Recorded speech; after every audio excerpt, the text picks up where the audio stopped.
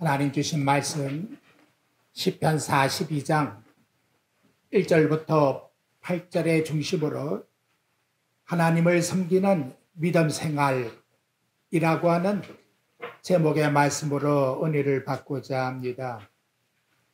본문 서두에 보게 되면 고라 자손의 마스길이라고 하는 내용이 표제에 나와 있습니다.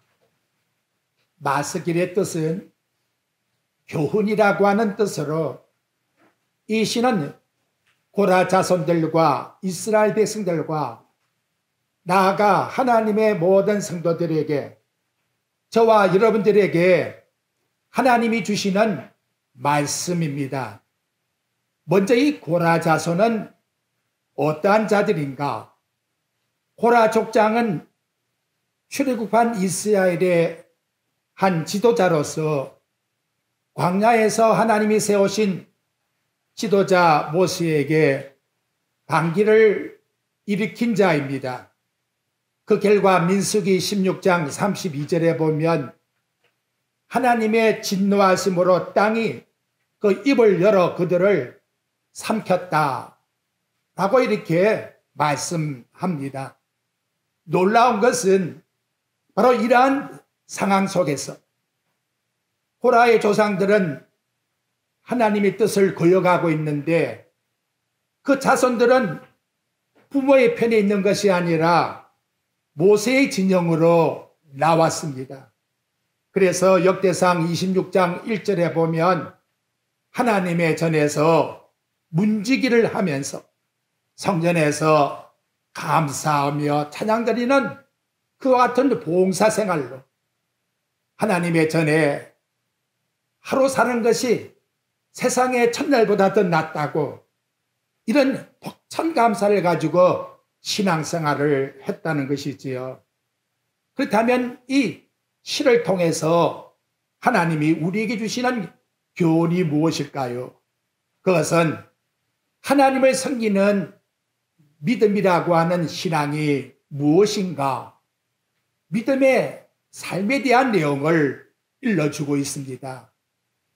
믿음이란 정의는 명사이지만 실제로 믿음은 하나님을 바라보는 소망의 실상이요, 보이지 않는 것들의 증거를 드러낼 때에 쓰이기 때문에 동사로 사용되고 있습니다.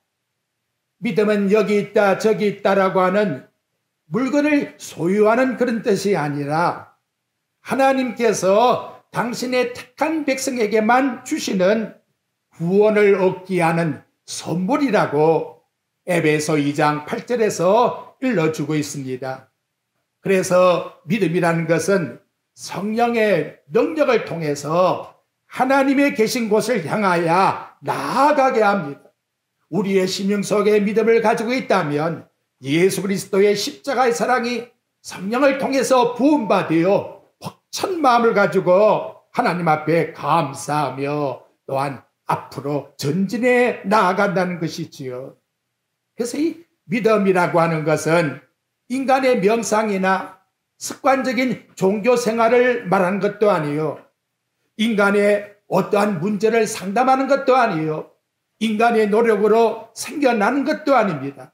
하나님이 택자에게 주셨기 때문에 다니엘서 11장 32절에 보면 오직 자기 하나님을 아는 백성은 강하여 용맹을 떨치리니 죄악의 세상에서 불의와 싸와 승리에 나아가는 전투적, 그래서 하나님 앞에서 늘 주님만을 바라보는 삶이라고 이와 같이 우리에게 일러주고 있습니다.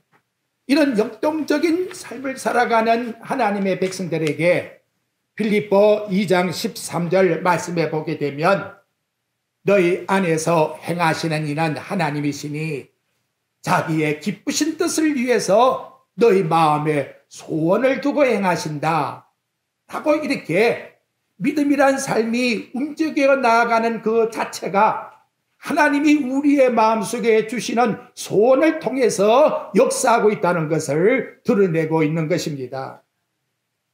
이제 하나님이 당신의 택한 백성들에게 믿음으로 허락해 주신 그 안에서 이루어지는 소원이 뭘까요? 그것이 오늘 시편 42장 말씀 속에서 보니까 1절에서 이와 같이 드러내고 있습니다. 하나님이여, 사슴이 시냇물을 찾기에 갈급한 같이 내 영혼이 주를 찾기에 갈급하나이다. 내 영혼이 주님을 찾기에 갈급하는 마음의 소원을 허락해 주는 그것이 우리에게 주신 하나님의 믿음의 역사라는 것을 일러주고 있는 것입니다. 하나님은 당신의 택한 백성들에게 영혼을 사모하는 마음을 주셨다라고 전도서 3장 11절에서 일러주고 있습니다. 인간이 비록 타락하여 허물과 죄로 죽은 영혼이 되었지만 하나님이 택하신 자녀들에게는 영원한 하늘나라를 바라보는 내 안에 있는 영혼을 하나님을 향하여 사모하는 마음을 주셨다. 바로 그 반응이 믿음에서 나타나는 증거들이라고, 역사라고 일러주고 있는 것입니다. 여기 갈급한다라는 단어를 보게 되면 열망하다, 갈망하다 이런 뜻인데, 이것이 동일하게 신약 성경에 로마서 8장 5절에서 사용되고 있습니다. 육신을 따른 자는 육신의 일을, 영을 따른 자는 영의 일을 생각한다 라고 하는, 여기 생각한단 프로레마라고 하는 이 단어가 목표, 그리고 포부, 그리고 열망이라는 뜻으로 나타나고 있습니다. 갈급한다, 바로 그 단어와 동일한 의미를 우리들에게 나타내주고 있다는 것이지요. 무슨 말인가 하면 세상에 속한 사람도 갈급한 마음을 가지고 갈망하면서 살아가고, 영에 속한 사람도 갈급한 마음을 가지고 갈망하면서 살아가는데, 하나님을 모르는 사람들은 자기 자신이 가지고 있는 그 의지, 목적, 자기의 야망, 그 목표에다가 갈급하면서 자기의 전신을 다해서 거기에다가 집중하고 있다는 것이지요. 반면에 하나님의 영의 인도를 받는 자들은 하나님이 주시는 그 목적에다가 우리의 삶을 갈망하며 목표하며 열망하며 살아간다는 것이지요. 그러면 하나님의 영이 우리 마음에 어떤 마음을 줄까요? 히브리서 12장 2절 말씀해 보니까 믿음의 주여 온전케 하시는 예수를 갈망하자, 바라보자, 목표하자, 이렇게 우리들에게 원하고 계신다는 겁니다. 성도 여러분, 우리는 하나님의 자녀예요. 하나님의 자녀는 세상 것 때문에 내 목숨을 걸고 살아가는 게 아니에요. 우리는 하늘나라에다가 목숨을 걸고 살아가는 거예요. 우리의 삶은 예수 그리스도를 갈망하고 거기에다가 목적을 두고 열망하면서 살아가는 것입니다. 하나님이 우리 성도들에게 복을 주었다면 무엇일까요?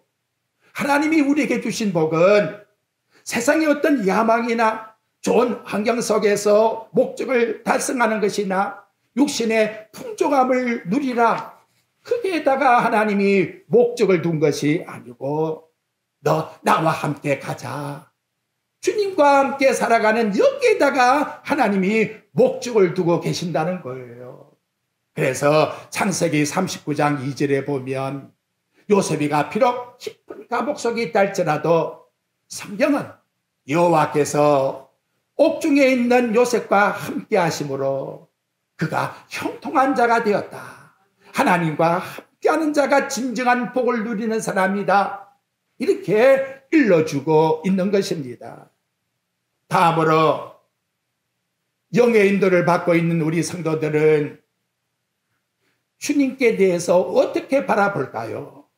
그래서 금방 사모함, 갈망이라는 단어를 썼는데 그 비유를 42장 1절 말씀에 보니까 마치 사슴이 시냇물을 찾기에 갈급한 같이 라고 하는 사슴의 목마름에 대한 표현을 우리 성도가 주님을 바라보는 갈망의 마음과 흡사하다, 이렇게 우리들에게 일러주고 있는 것입니다.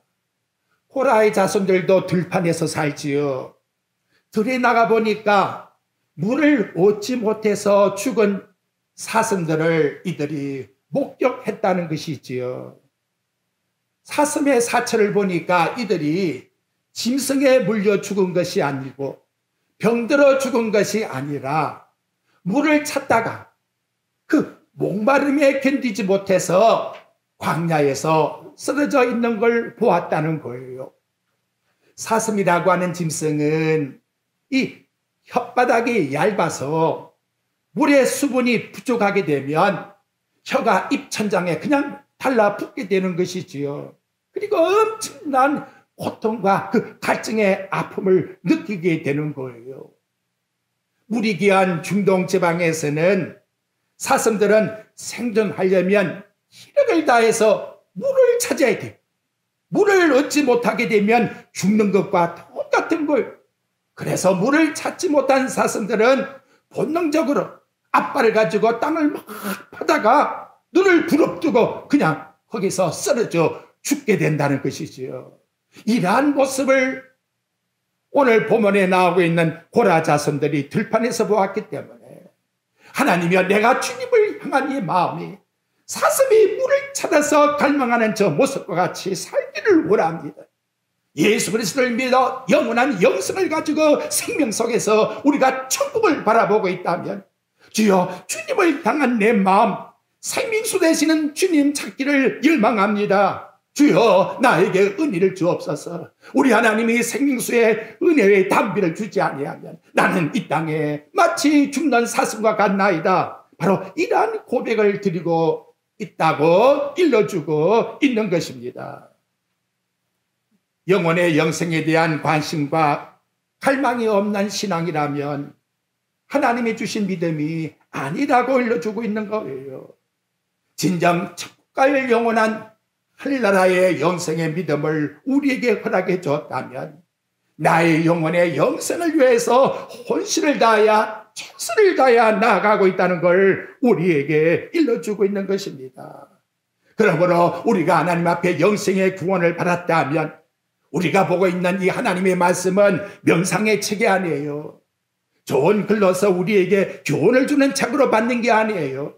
내 영혼이 사느냐 죽느냐라고 하는 하나님 앞에서 갈급한 심령을 가지고 영생을 찾기에 갈급한 그러한 마음을 가지고 하나님을 향하여 바라보며 이 말씀을 받게 된다는 거지요. 이 한 시간도 우리는 종교생활의 취미로 여기에 나온 것이 아니에요. 살아계신 하나님의 인격적인 그 하나님을 만나기 위해서 나온 거예요. 우리는 하나님께 기도할 때에 몇 마디 하면 끝나는 것이 아니에요. 여러분들이 8절 하반절 보십시오. 우리의 간구는 생명의 하나님 앞에 기도하는 거예요. 우리의 영원한 영생을 주시고자 한 그 하나님 앞에. 그렇다면 우리의 신앙생활은 그냥 세상에 좋은 관광선을 타고 가는 게 아니잖아요.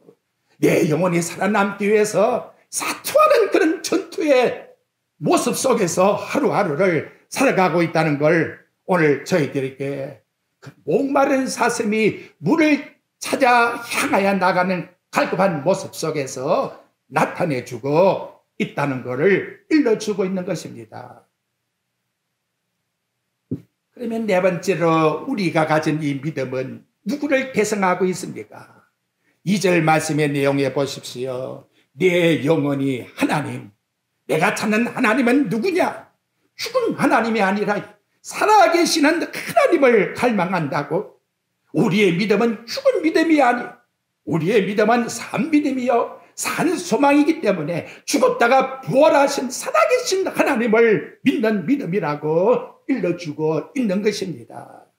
세상의 사람들은 보지도 못하고 듣지도 못하고 알지도 못하고 냄새도 맡지도 못하는 그 우상을 갖다가 마치 자기 신이라고 믿으려고 하지만 우상은 아무것도 없는 아무것도 없어요.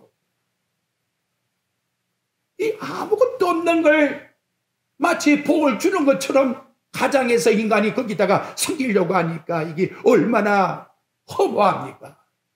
살아계신 하나님 앞에 나오는 나와 여러분은 하나님이 살아계시기 때문에 저와 마음속에서 어떻게 열망한다는 거지요. 여러분 2절 하반절 말씀을 보십시오. 하나님이 살아계시기 때문에 우리의 심령속은 어떠하다. 내가 어느 때에 나아가서 하나님 얼굴을 뵙고, 죽은 자가 아니잖아요. 살아계신 인격적 하나님 앞에 나아가서 그 하나님이 보이지 않지만 보는 것처럼 얼굴을 갈망하는 인격적 만남으로 하나님께 예배드리기를 갈망하는 것이 믿음이라고 오늘 저와 여러분들에게 일러주고 있는 것입니다. 누군가 만나고 싶은 갈망이라는 것은 다른 말로 표현하게 되면 바로 그분을 사랑한다는 뜻이에요. 마음의 사랑을 받았기 때문에 그 사랑을 어떻게 하면 내가 보답하고 그 마음의 갈망을 가지고 하나님께 만나고 싶어하고 있다는 것이지요. 고라의 자손들은 전날에 하나님 앞에 은혜를 받았기 때문에 받은 은혜를 내가 어떻게 하면 우리 하나님 앞에 보답해 드릴 거라고 하는 마음을 가지고 하나님 앞에 나와서 경배드리기를 원하고 계신다는 거지요. 신약적으로 우리에게 말한다면 하나님이 세상을 이처럼 사랑하사 저와 여러분을 사랑해 주셨기 때문에 독생자까지 아끼지 아니하시고 희생하신 그 하나님 앞에 내가 어떻게 하면 나아가서 보답해 드리고 나는 영생을 받게 되었으니 영생을 주신 하나님 앞에 무엇으로 보답할고, 이 간절한 마음을 가지고 나오는 심정이 곧 하나님께 드리는 예배의 믿음이라고 우리에게 일러주고 있는 것입니다. 사도 요한은 요한일서 3장 1절에서 이와 같이 일러줍니다. 하나님 아버지께서 우리에게 베푸신 사랑이 얼마나 큰지 한번 생각을 해보았느냐. 이 시간도 무턱대고 나올 것이 아니라 하나님 아버지가 얼마나 큰 사랑을 저와 여러분에게 베풀어 주어서 하나님의 자녀로 삼아 주었으니 바로 이 마음을 가지고 우리 하나님 앞에 나오는 심정이 곧 믿음의 삶이라고 일러주고 있는 것입니다. 그래서 고라 자손들이 하나님께 그 받은 사랑을 어떻게 고백하고 있느냐, 어떤 상황에서 고백하고 있느냐, 그것이 3절 말씀이 나오지요. 사람들이 종일 내게 하는 말이 네 하나님이 어디 있느냐 하오니 내 눈물이 주야로 내 음식이 되었도다. 그리고 이 42장과 43장에 보게 되면 어찌하여라고 하는 이 고통의 부르짖음이 무려 10번이나 그 단어가 나타나고 있습니다.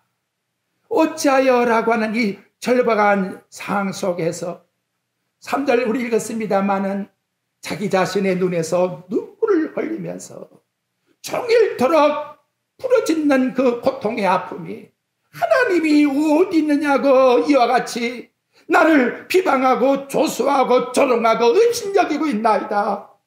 여호와 하나님이여 나의 간구를 들어주소서. 밖에 있는 사람들은 네 하나님 살아있다면 한번 입증해봐. 너 환경적으로 한번 내놔봐. 너 육체적으로 한번 내놔봐. 너 높음에 뭐가 있느냐 한번 내놔봐. 세상 것을 가지고 하나님의 살아계심을 드러내라고 이와 같이 비아냥거리고 있지만 하늘의 하나님을 섬기는 성도들은 기쁨과 즐거움으로 하나님 앞에 나와 찬양하며 봉사하는데 얼마나 그 마음에 억압이 많겠습니까? 어떻게 표현할 수가 없으니까요. 그래서 10절 말씀에 여러분 다 보십시오. 그 마음에 주는 고통이 마치 무엇과 같느냐. 내 뼈를 찌르는 뭐다? 칼과 같다. 그래요. 뼈에 한번 진통을 받아봐요. 온몸이 다 떨립니다, 여러분. 제가 이번 주에 겪었거든요. 뼈에 한번 다치니까 온몸이 진동이 난단 말이에요. 뼈에 칼이 찔러버리면 이 온몸이 어떠하겠습니까? 전신이 진동을 느끼는 거예요. 그런 가운데서다 우리 하나님 앞에 나와서 이 하소연을 드리고 있다는 거예요. 근데 이것까지는 좋습니다. 좋아. 세상에 뭐라 그래도 나는 하나님만 생길 거야. 좋아요. 그래서 하나님께 눈물을 흘리면서 고백하는데 문제는 뭐냐? 이렇게 고백하는데도 하나님의 응답이 없다는 거예요. 이게 얼마나 안타깝다. 이 고통의 하소연, 그래, 내가 너 알아줘. 내가 너 모든 걸 다 듣고 있단다. 한마디만 해주면 좋겠는데, 신부강 가운데서 이런 고통을 겪어야 되니 고라의 자손들에게 있어서는 얼마나 큰 심각한 마음의 상처가 되겠습니까? 우리 예수님이 마태복음 27장 46절에 이런 고통을 당해요. 십자가상에서 하나님께 부르짖습니다. 엘리 엘리 라마 사박다니요, 나의 하나님 어찌하여 나를 버리시나이까. 어둠 속에서 이 땅에 아들이 아버지께 부르짖어도 구름을 가려 놓으시고 응답이 없으니 얼마나 큰 고통을 겪겠습니까? 고나의 자손들이 이러한 고통 속에서 얼마나 마음이 아픈지 세 번씩이나 시편 42장 5절과 11절과 43장 5절에서 말합니다. 내 영혼아, 내가 어찌하여 낙심하며 내가 어찌하여 속에서 불안해하는고. 하나님의 응답이 없는 가운데서도 자기 자신을 향해서 나는 하나님만 소망하리라. 그가 나타나 도우심으로 말미암아 나는 여전히 찬송하겠다. 이런 간절한 소원을 가지고 바라보고 있다는 것이지요. 그렇다면 산 믿음 뭘까요? 예수 그리스도의 이름 때문에 믿음으로 살아가는 신앙생활 속에서 시험을 당하고 고난을 겪고 또 아픔과 상처를 당한다 할지라도, 눈에서 눈물이 음식같이 된다 할지라도 지속적으로 여전히 나는 하나님만 찬송하며 살아가겠다고 부르짖는 이것이 곧 믿음이라고 저와 여러분들에게 일러주고 있는 것입니다. 그러면 하나님이 모르고 계실까요? 우리 하나님께서는 모든 것 다 알고 계세요. 그래서 출애굽기 3장 7절과 8절에서 말씀합니다. 여호와께서 이르시되 내가 애굽에 있는 내 백성의 고통을 분명히 보고 있다는 거지요. 그 부르짖음을 듣고 그 모든 소리를 듣고 있다는 것. 그리고 그 마음의 근심을 알고, 그래서 보고 듣고 알고 이런 인격적 하나님으로 우리 이 땅의 하나님의 백성들의 그 모든 고통과 아픔을 다 알고 계신다라고 말씀합니다. 자, 이제는 문제를 하나 풀어야 됩니다. 왜 사랑하는 당신의 백성의 간구 소리를 신고하고 있을까요? 이것이 오늘 저와 여러분에게 신학적으로 깊이 생각할 문제입니다. 바로 그것은 하나님은 신부가시면서 당신의 부르짖는 그 환경을 하나님이 좋은 환경으로 바꿔주는 분이 아니라 부르짖는 당신의 백성들 그 스스로가 스스로의 영혼을 돌아볼 수 있는 기회를 주고 있다는 걸 저와 여러분들에게 일러주고 있다는 거예요. 내 영혼아, 내가 어찌하여 낭망하며 어찌하여 불안해하는고.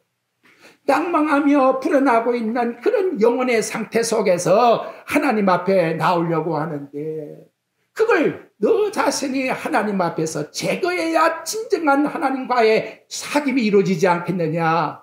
그걸 하나님이 톡톡하게 신부가는 가운데서 당신의 백성들에게 자신을 살펴볼 수 있는 기회로 주고 있다는 것이지요. 하나님이 우리에게 요구하시는 것은 당신의 백성들의 갑자기 무슨 환경의 변화가 아니라 우리의 마음속에 가지고 있는 잘못된 부분을 고쳐주어서 진통과 아픔 가운데서라도 연단시켜 바른 믿음 속에 살아가는 것을 우리 하나님께서 원하고 계신다는 걸 성경 말씀을 통해서 일러주고 있다는 것입니다. 야곱이 그가 밧단암으로 내려갈 때에 하나님이 너와 함께 돌아올 때까지 함께 해주겠다고 약속했죠. 돌아오는데 에서가 400인을 데리고 나와 야곱을 맞이한다는 소식을 듣습니다. 야곱이가 살아온 삶을 보면 다 욕심쟁이에요. 자기 것만 챙기려고 살아왔습니다. 그러다가 그가 남은 것은 홀로 어디에요? 강가에 남아서, 그리고 난 다 강을 건너게 한 다음 하나님 앞에 그날 밤에 시름이 시작되어지요. 천사가 와서 넘어뜨려도 넘어지질 않는 거예요. 이 야곱이란 기질이 얼마나 센지. 말씀을 듣고 들어도 그때는 그래. 그런데 돌아서면 또 네 자아는 쓰는 거예요. 안 되니까 때려버린 거지요. 그래서 일어나지를 못하게 되어 고통 가운데 있을 때에 비로소 야곱이가 천사에게 내가 복을 주지 아니하면 내가 이 땅을 놓지 않겠다고 하니 하나님께서 야곱의 이름을 그때야 바꿔주지요. 네가 이제는 항복하는구나. 그래서 야곱의 이름을 이스라엘이라고, 하나님의 황태자가 되었다라고, 하나님이 환경을 바꿔준 것이 아니라 야곱의 자체 속에 있는 문제, 마음에 가지고 있는 하나님을 향하여 나아갈 그 믿음의 여러 가지의 불순한 모습들을 하나님께서 제거해 주는 그런 작용을 야복강에서 이루어 놓으셨다는 것이지요. 사도 요한 장로는 말합니다. 사랑하는 자야, 내 영혼이 잘된 같이 네가 범사에 잘되고 강건하기를 내가 간구하노라. 우리 하나님이 우리 영혼이 잘됨 같이, 이것이 하나님이 우리에게 주시는 영적인 복의 순수라는 것을 일러주고 있는 것입니다. 자, 그렇다 할 것 같으면 이제 두 번째 우리에게 요구하시는 무엇입니까? 믿음을 가진 자들은 내 영혼 속에 있는 이 낭만과 불안을 외부의 조롱과 압박보다도 먼저 하나님 앞에서 제거하라. 외부의 문제가 아니고 환경의 문제가 아니라 내 마음속에 있는 악을 제거하는 것이 우선적이라는 걸 우리에게 일러주고 있는 것입니다. 예수님은 우리 인간의 외적인 환경을 하나님이 바꿔놓기 위해서 오신 분이 아닙니다. 우리 인간의 근본 잘못된, 인간이 품고 있는 낭만과 불안과 근심과 죄로 말미암아 죽음으로 이르는 이 고통 사망의 문제, 근본의 문제를 풀어주기 위해서 예수님이 십자가에 죽으셨고 십자가의 능력을 통해서 우리에게 영원한 영생의 승리를 안겨주었다는 것이지요. 우리는 이러한 마음을 가지고서 이 땅에 살아가는 날 동안에 바로 예수 그리스도의 십자가의 그 능력을 통하여 우리의 들어오는 불안과 근심과 걱정을 제거해버리는 그런 작업을 우리 심령의 영혼 속에서 내 영혼과 내 자신이 하나님 앞에서 싸우는 그런 하나님 앞에서의 과정이 곧 여기 나타나고 있는 믿음 속에 살아가는 고라 자손들의 삶의 과정 속에 있었다 하는 걸 일러줍니다. 그렇다므로 은혜를 잊어버리면 근심과 걱정이 들어와요. 반면에 하나님의 은혜가 회복되면 근심과 걱정은 물러가게 된다는 것이지요. 그래서 해결 방법이 뭐냐? 오늘 본문 말씀에 나타나기를 4절에서 이제는 그 해결 방법이 나타나네요. 내가 전에 성의를 지키는 무리와 동행하여 기쁨과 감사의 소리를 내며 그들을 하나님의 집으로 인도하였더니 이제 이 일을 기억하고 내 마음이 상하도다 라고 이와 같이 말씀하고 있습니다. 그럼에도 불구하고 5절 하반절에 보게 되면 여전히 찬송하리라고 말씀하고 있지요. 사랑하는 성도 여러분, 이제 우리의 약함과 불안, 걱정, 근심이 있음에도 불구하고 우리는 여전히 하나님을 찬송하는 이 믿음이 우리의 심령 속에서 흔들리면 안 된다는 거예요. 그래서 여기 5절 말씀에 네 영혼이 어찌해서 낙심하고 불안해하는고 하는 고백을 하면서도 나는 하나님께 소망을 두고 하나님을 찬송하겠다고 이와 같이 말씀하고 있습니다. 여러분, 우리의 심령 속에 진정한 찬양을 저는 242장 가사에서 보았습니다. 황무지가 장미꽃같이 피는 것을 보는 죄악에서부터 구속함을 받은 그런 마음속에 참된 자유를 가지고 부르짖는 찬양.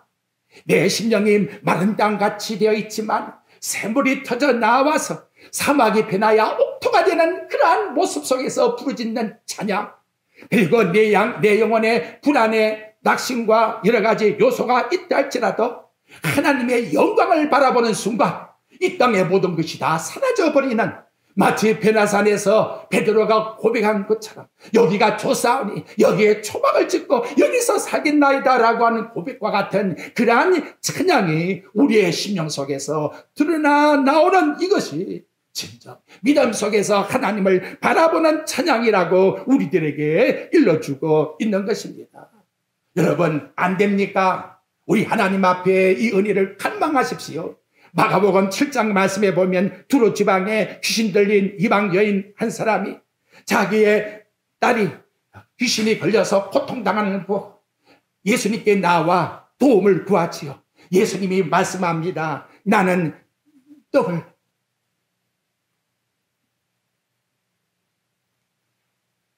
상에서 떨어지는 부스러기라도 여인은 달라고 구하지요. 나는 이 떡을 이방인에게 주지 않는다고 하니까 그러면 개 같은 여인이랄지라도 떨어지는 부스러기라도 내게 주면 나는 감사함으로 받겠다고 그 간절한 믿음의 소원을 보시고 우리 예수님께서 그 모든 고통을 치유하여 주셨다라고 말씀하고 있습니다. 그렇다면 이제 하나만 더 보고 마칠게요. 여기 말씀의 내용을 보게 되면 6절 말씀을 여러분들이 보십시오. 이 분의 해결 방법이 하나가 있는데 우리에게 의미를 줘요. 내 하나님이 내 영혼이 내 속에서 낭망함으로 그래서 뭘 했냐? 내가 요단 땅과 헤르몬과 미살산에서 주를 기억하나이다. 이거 무슨 내용인가 말이에요. 지난날에 요단 땅과 헤르몬과 미살산에서 하나님이 살아계심을 나에게 은혜로 체험한 그러한 생생한 장소가 아닙니까? 그 은혜를 하나님께서 생각나게 주었다는 거예요. 과거에 내가 너를 얼마나 사랑했고 도와줬느냐. 너 지금 낙심하지 말고 내가 너를 지난날에 어떻게 도와줬는지 생각해보라. 거기서 힘을 얻게 만들고 있다는 거예요. 그래서 십계명 서문에 뭐라고 말씀합니까? 애국 땅 종되었던 집에서 구출한 여호와 하나님을 기억하라. 오늘 저와 여러분 우리의 심령 속에서 십자가상에서 나를 위하여 죽으시고 부활하신 그 예수님을 깊이 기억하고 그 예수님을 통해서 은혜의 힘을 얻으십시오. 이것이 바로 우리에게 주시는 하나님의 뜻이라고 말씀합니다. 세상의 모든 만물은 창세전에 하나님의 계획대로 이루어질 뿐입니다. 그 계획 속에서 일어나는 모든 것이 하나님의 사건이라고 저와 여러분 찬양을 드리십시오. 그래서 그리스도인들은 감사할 만큼 믿어지는 것이고 감사한 만큼 행복해지는 것이고 감사한 만큼 우리의 심령이 강하여지는 것입니다. 오늘 이 시간 코라 자손과 같이 여전히 어떠한 상태 속에 있든지 하나님을 찬양합시다. 지난날 하나님이 우리를 도와주었던 그 체험을 기억하면서 지금도 변함없이 그 하나님이 우리를 사랑하시고 도와주시는 분이라는 것을 굳게 믿고 나가는 모든 생활 속에 여전히 하나님을 향하여 믿음으로 전진해 나가는 저와 여러분의 삶이 되시기를 주님의 이름으로 축원드립니다.